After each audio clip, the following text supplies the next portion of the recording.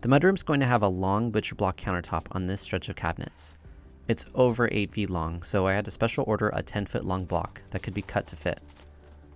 I guess the package got beat up a bit during shipping, but let's unwrap it and see what we're working with.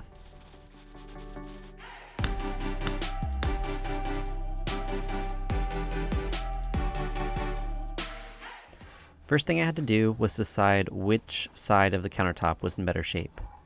Wood naturally has knots and imperfections. I've got excess on the ends to trim, but it's hard to avoid things in the center. If it's just a small scratch, it can be sanded out. Once I had it all figured out and placed in the right spot, I marked the left edge. This is where I'll cut this edge. Next, I marked the center of the sink cabinet on the countertop, and very carefully lined up the sink with the center as well. I had to make sure the front of the sink was far enough back that it wouldn't interfere, and wasn't too far back so that there's still enough room for the faucet. I traced the outline and then created another outline about a ½ inch inside of that. This inside line is the cut line, and the ½ inch barrier will support the sink all the way around. Next, I marked the other edge, keeping in mind that there will be a ½ inch decorative panel on the right side. I marked it so there's a little bit of overhang. That was all the prep work here in the mudroom. This thing is heavy, and I don't want to risk making any more dings or dents, so the boss lady helped me move it to the workshop. An easy next step is to make the cuts. I used a drywall square to mark the full length, then flipped it to check that my square is square. After starting to make the cut with my circular saw, I remembered that the best way to prevent chip out is to place tape on top of the cut. This makes the top edge of the cut nice and clean.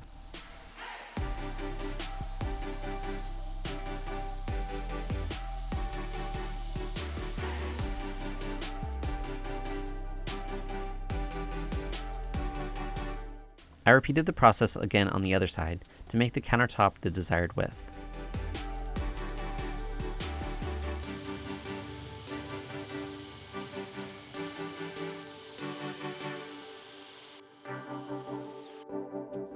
The hole for the sink is pretty easy to cut. I just bored some holes in the corners to give the jigsaw a place to start. I just had to be careful not to overcut or undercut my line.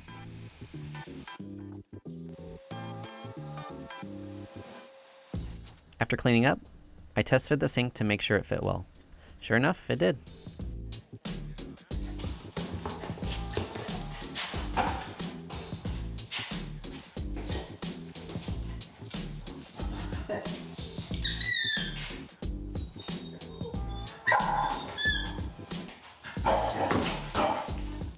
The butcher block was pretty smooth already, but it still needed quite a bit of sanding. I softened the edges and got the countertop all the way to a 220 grit. This gave me the opportunity to sand out any of those imperfections in the surface.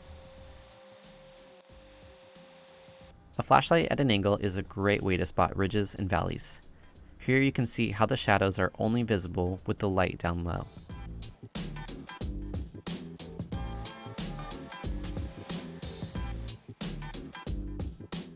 Before staining, it's important that there isn't any dust on the surface.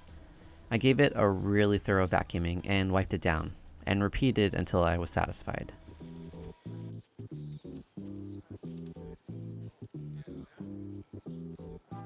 For the stain, I went with a dark walnut. It's pretty much what I've stained all the furniture that I've made. It's a nearly identical color to our kitchen table, and it just looks great. The process of staining is pretty quick. Apply, let it sit for a minute or two, then wipe away. The end grain edges soak up a bunch of the stain, so they're nice and dark. I also stained a little bit of the underside. The edges will be visible, so why not just coat those as well? The stain really transforms the countertop, but adding the polycoat just makes it pop. This is a semi-gloss polyurethane that I'm applying with a foam brush. I make sure to apply it in long, smooth strokes. After the first coat had settled, I kind of gooped a bit of extra poly on the spots where there are small voids in the wood. Even after one coat of poly, it was already looking so good. Following the directions on the can of poly, I added 2 more coats throughout the day and let it sit overnight to cure. In between those finish coats, I extended the utilities into the sink cabinet. That means extending the hot and cold water pipes and adding valves, as well as extending the sewer line. That part was a little tricky because I needed to angle the drain line towards the center of the cabinet so it would reach the sink with just a P-trap.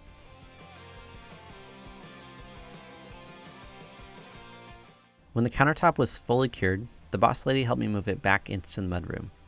It would be very bad if I dinged it while trying to move it myself. I dropped the sink in so she could see her vision in action. These cabinets are assembled with metal brackets across the top. That way, you can securely attach the countertop by driving screws straight up. It doesn't take that many to make it very secure. Next up is the sink. When it was exactly where I wanted it to be, making sure it was square and centered, I used painter's tape to mark the locations of the front corners. Then I placed a line of kitchen caulk around the edge. I placed it in very carefully and shimmied it to line up with the marks. Then I cleaned up the excess caulking that squeezed out. After that had a little bit of time to set, I came back and added the finished caulk around the edge. This will keep water on the counter from getting into the cabinet. I was extra careful when cleaning up the lines, and I just gotta say, it came out super clean. Now that the sink is in, I can finish hooking up the drain line. It just took a little bit of figuring out where I needed to cut the pipes so the P-trap would line up. When everything was secured, I dumped some water down to check for leaks.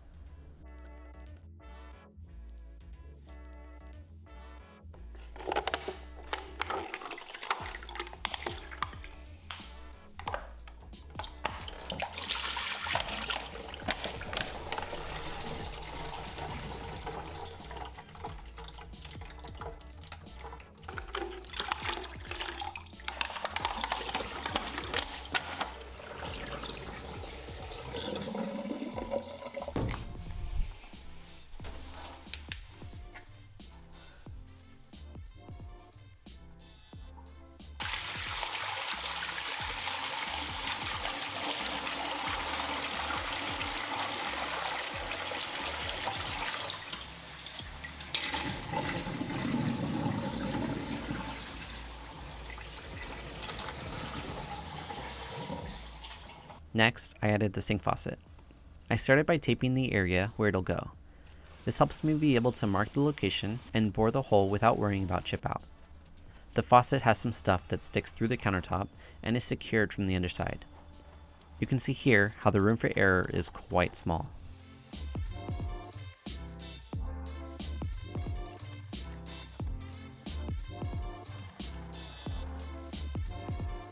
This particular faucet is kinda cool. It has a button to press that turns into a mini pressure washer with a water shield. Alrighty, now that the P-trap is in, we have to modify the drawer a bit. The back wall of the drawer bumps into the P-trap, so all we have to do is cut a small portion out.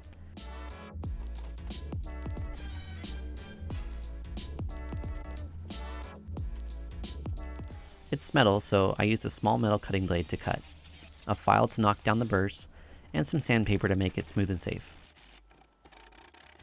And there we go, a beautiful looking long countertop for this mudroom with a brand new sink. Now that all the new things are being added, we are slowly getting more and more function back into this room. Okay, that's it for now. See ya. Wow. This looks so good. Jeez. Cool.